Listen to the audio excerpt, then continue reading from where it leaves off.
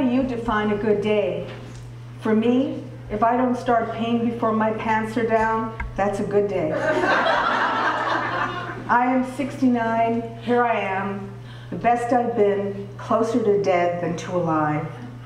I will no longer die young. That's one thing I can cross off my anxiety list. Wondering what will take me out and where will be my last place on earth. Knowing that one day the last thing I said will be the last thing I say, and vice versa. I grew up on another idea of 69. All I can say is, you could choke.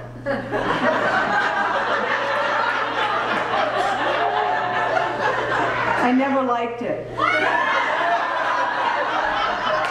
Too much going on. Now ADD is who we are. I have identified a new malady which I call FAD, full attention disorder, for people who can only focus on one thing at a time. They are working on a medication for that now. I am giving myself a big surprise party in June for my 70th. If you don't think turning 70 is a big surprise, just wait. I digress, but it's all about digressing now. I was talking to my friend Bonnie, who was going on, and I had no idea what the fuck she was talking about. I kept waiting for those few words that would give me a clue and bring me back on board. It isn't happening, and I finally scream, "What the fuck are you talking about?" A friend posted a photo on Facebook that she took up a group of us from the previous evening. I followed the link, looked at the photo, and I wasn't in it. Then I saw a woman wearing the same coat that I've been wearing. And upon further scrutiny, she was wearing the glasses I was wearing. That was what I call a holy fucking shit moment.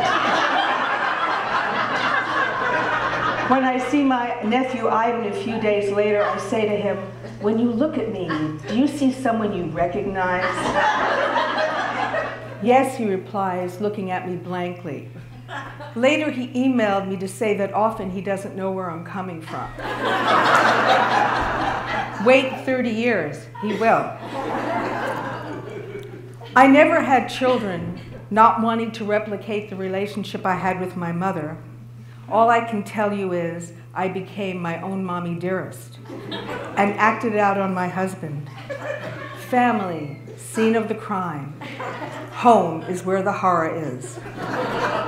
To say dysfunctional family is redundant. I am an aunt and recommend it. I went to visit my niece a few months ago and spent time with her fabulous children. Esri was soon to be 5, had just been weaned of her diapers, at the same time in my life where I almost regularly now always wear pads. My brand of adult pads are called Free to Pee, You and Me. The slogan, laugh as hard as you want, ladies. They'll be on sale after the show. Esri still has some incidents, so my niece suggests that I take her to the toilet often. Perfect. I never say no to an opportunity to pee. Always assume I have to pee and I will always be right. If I am even thinking about peeing, it is already too late. As children, we were bedwetters. My brother and I would make the long trek from our bedroom to the washing machine, sadly carrying our soaked sheets. Common wisdom today is that there may be an emotional component. Fear and insecurity may trigger it. We grew up with the knowledge that our maternal grandmother had been, and I quote, buried alive by the Nazis. That would probably do it, don't you think? A killed grandmother. Her absence is a gaping presence in our lives. And the horror of how she has died is so great that I never imagined more of her life than just that moment. And some part of me goes into deep freeze at a very young age. We grow up in a family where no one talks about dying. It's about getting killed for being Jewish that gets our attention. We wet our beds, we pee. Wouldn't you wet the bed if someone told you those stories? I mean, that could really scare the shit out of you. So wetting the bed isn't that bad. I mean, we could have been bed shitters. A bright side to every story. Growing up, I lie whenever I can. I guess it seems like a safer idea than the truth. I go to Girl Scout camp with a photo of my father wearing a black sweater over a white shirt. I say he is a minister. The 3 badges I could have earned most easily were stealing, overeating, and lying. And the truth is that we are Jewish. And in 1949, once you leave Washington Heights, you are venturing into new territory, Riverdale. The word is out. More Jews are moving in. First day on the block, I get my face slapped and I am called a dirty Jew. Lying and controlling. When I was 11 years old, I formed a stamp club. I enlisted my brother and some friends to join. I was the president, the secretary, and the treasurer. What more can I tell you about myself that could possibly be more revealing? So it will not surprise you to learn that I am organizing the Control Freak Olympics, where control freaks can speak openly and honestly about how hard it is to get someone else to do what you want.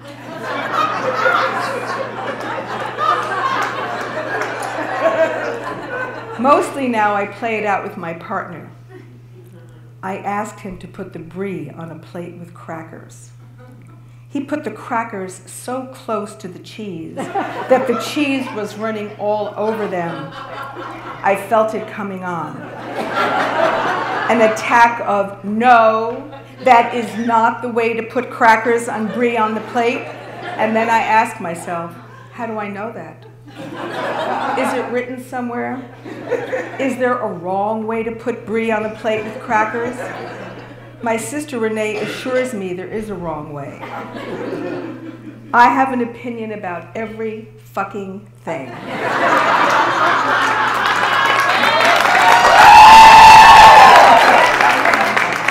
Including the way he tells stories about his own life.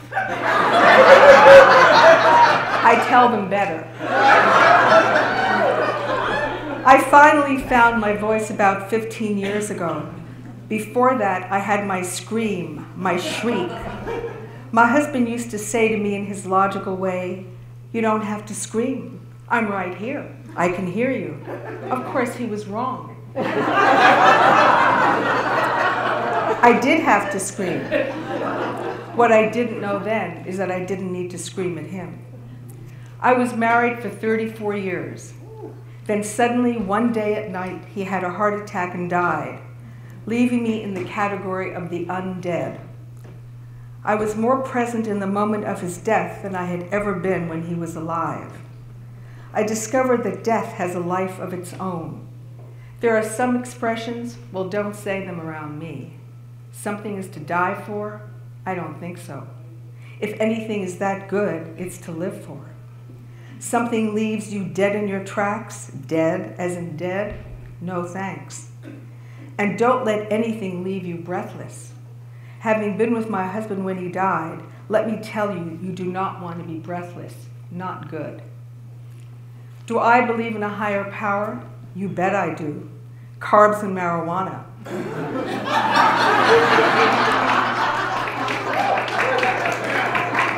People believe a lot of crazy shit with much less proof.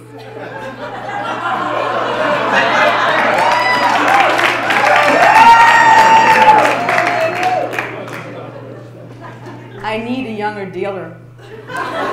My dealer is even older than I am. Who will continue to supply me until I forget I want it?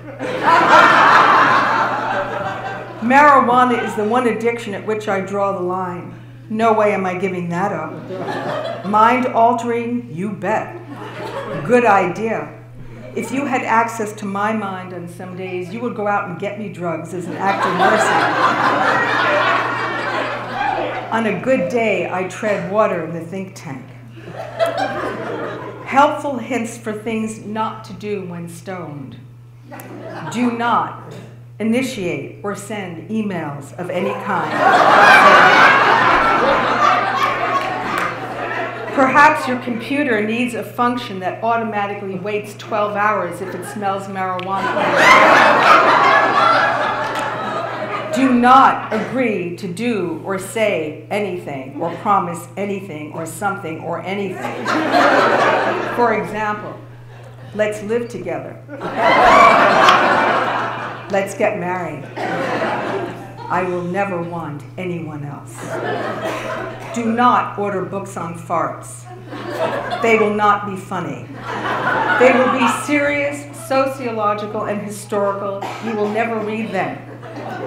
Do not convince yourself that carrot cake is a vegetable.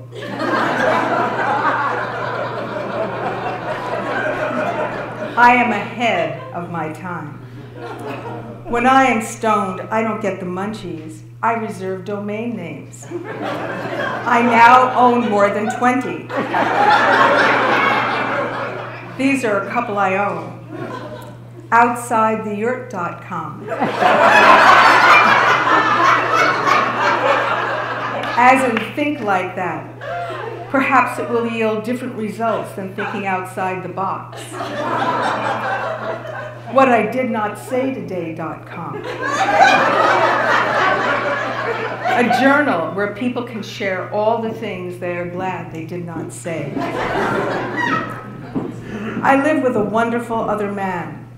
When we first get together, we both have more in common with each other than anyone else we know.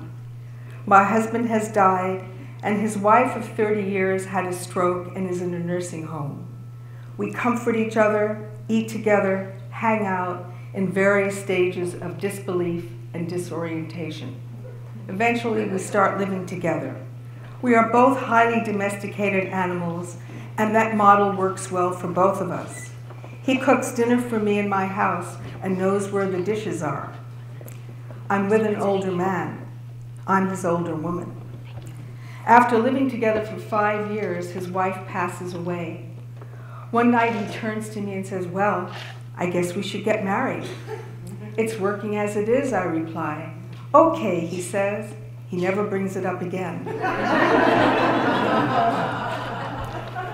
I was talking to my partner about my segues, and he tells me they have become confidential. I could always keep a secret, but now I keep it from myself. I'm on the non-segue tour. One of the doormen in my building greets me with, "Good morning, young lady." Young lady? Oh, really? People only say that to young girls who want to be older or olders who they think want to be younger. I talk about it in therapy. My therapist suggests I kick him in the balls. She didn't really say that. She says I should simply say, "I prefer you call me Verna." When I get back to the building, there he is, walking towards me. We see each other, and he says, "Good morning, Verna." To this day, I wonder if my therapist called to warn him. I recently cut my hair, kind of looks like pubic hair, which brings me to the question, what happened to the burning bush that used to be between my legs? All I know is the bald eagle has landed. The hairs on my leg made off with my libido, and the hairs under my arms have migrated to my chin. My new bra size is 36 long. 60 is the new 60. 70 is the new 70. If this is how I look and this is my age, then don't I look my age? In this very moment, all of us here have this in common. We are all right now the oldest we have ever been. I am pleased that at long last I work and play well with others. Thank you and good night, and don't forget to pee before you leave.